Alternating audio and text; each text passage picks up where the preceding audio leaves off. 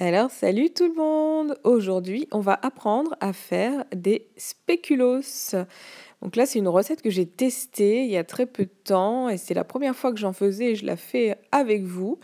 Donc après, à nous de l'ajuster en fonction de ce qu'on veut et de ce qu'on veut obtenir comme texture.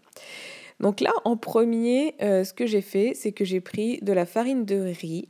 C'est de la farine de riz semi-complète, donc c'est ce que j'avais. Après, on peut peut-être utiliser de la farine de châtaigne, j'ai pas encore essayé. Donc il faut 120 grammes de farine de riz.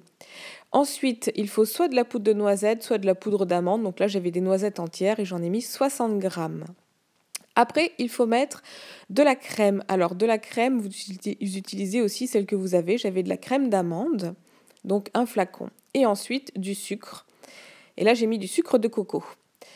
Donc, nous avons la crème d'amande, les 60 grammes de noisettes, les 120 grammes de farine de riz et ensuite du sucre de coco. Et j'ai mis aussi 60 grammes. Donc là, en premier, j'ai pris les noisettes et je vais les mixer pour faire de la poudre de noisettes. Donc, soit on utilise de la poudre de noisettes, soit de la poudre d'amande, soit des noisettes entières. Donc voilà, les noisettes sont en train d'être mixées. Ce qui est génial avec le Vitamix, c'est que ça mixe super bien. Ensuite, on va rajouter le sucre à l'intérieur du Vitamix ou du blender. Et après, on rajoute la farine. Et en dernier, voilà, j'ai mis la petite brique d'amande, de crème d'amande. Donc là, je verse le tout dans le blender et ensuite, je vais tout mixer et je vais faire des petits tas que je vais mettre dans le four. Alors, j'ai fait 2 tests. J'ai fait un test avec sur une plaque à plat et j'ai fait un test dans un moule à base c'était un moule en silicone qui fait des petits ronds et donc du coup voilà ça a donné des petits gâteaux, des petites boules.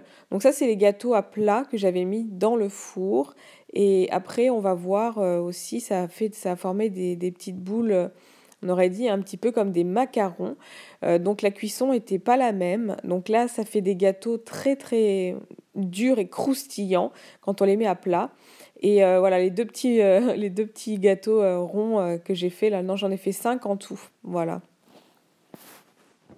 J'ai oublié de vous dire que dans la recette, j'avais mis aussi 1 cuillère à café d'épices à pain d'épices.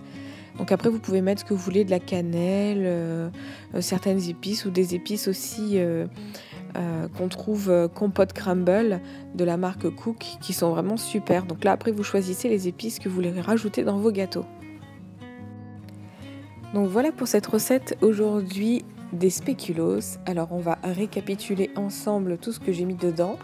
Donc il y a 60 g de sucre de coco. Il y a 120 g de farine au choix. Moi, j'avais mis la farine de riz semi-complète.